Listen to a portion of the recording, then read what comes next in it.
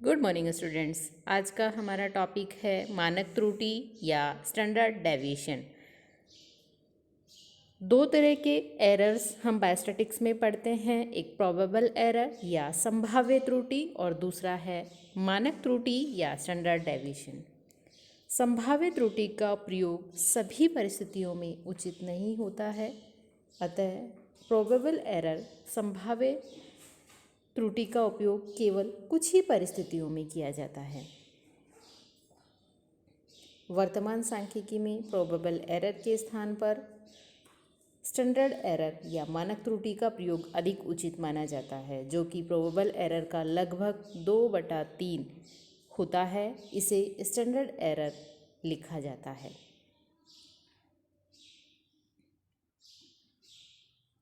Standard error का मान standard deviation, coefficient of correlation, mean deviation आदि से हम निकाल सकते हैं।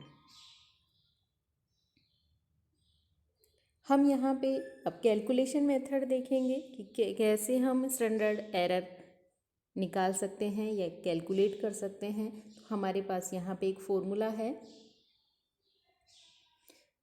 स्टैंडर्ड एरर बराबर 1-r² n, जहाँ r है कॉफिशिएंट ऑफ कोरिलेशन और n है number of values. Standard error हम किससे ज्ञात कर रहे हैं? मीन डेविएशन से।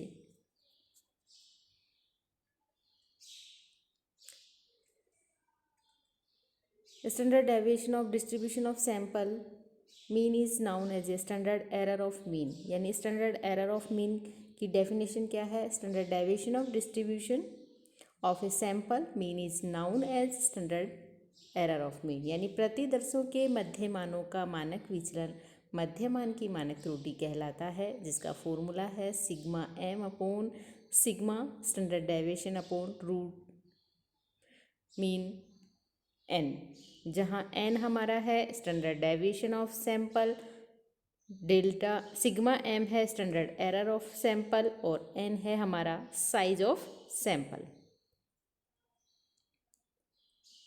स्टैंडर्ड डेविएशन से हम स्टैंडर्ड एरर ज्ञात कर सकते हैं, उसका फॉर्मूला ये है। तो हमने यहाँ अलग अलग फॉर्मूले देखे हैं स्टैंडर्ड एरर ज्ञात करने के।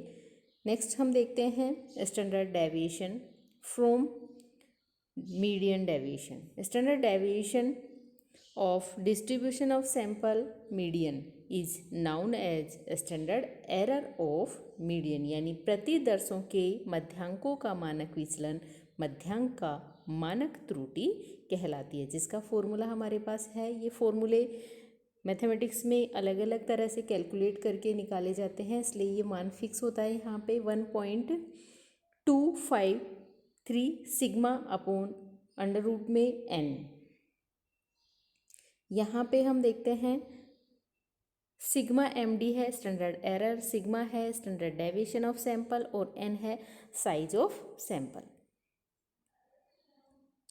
अब हम यहाँ पे एक मेथड देखते हैं कि स्टैंडर्ड एरर हम कैलकुलेट कर रहे हैं कॉफिशिएंट ऑफ कोरिलेशन से। मान लो हमारे पास यहाँ ये सवाल है, सवाल में हम देखते हैं हमें n का मान दे रखा है और कॉफिशिएंट ऑफ कोरिलेशन का मान हमें दे रखा है। n का मान 10 है और कॉफिशिएंट कोरिलेशन का मान है 0.75। Standard error from coefficient of correlation का फॉर्मूला है 1-r² अपॉन अंडर रूट में n। तो हमारे पास r की वैल्यू है और n की वैल्यू है, दोनों वैल्यूज़ को हमने पुट कर दिया है। तो हमें यहाँ पे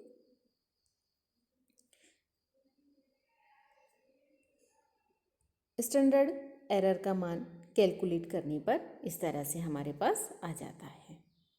सेकंड, इसी में हम देख रहे हैं कि स्टैंडर्ड एरर हमारे पास जब है तो हम प्रोबेबल एरर यानी प्रोबेबल एरर हम ज्ञात कर सकते हैं। उसका फॉर्मूला हमने देखा था कि जो प्रोबेबल एरर है वो 2/3 या 0.675 गुणा होता है किसका? स्टैंडर्ड एरर का। तो सेम वही फॉर्मूला है, केवल इस संख्या से हमने गुणा कर दिया तो हमारे पास प्रोबेबल एरर आ जाएगा, और इस तरह से हमने कैलकुलेशन की तो हमारे पास प्रोबेबल एरर का मान ये आ गया। इस तरह से हम स्टैंडर्ड एरर और प्रोबेबल एरर का मान ज्ञात कर सकते हैं। Thank you.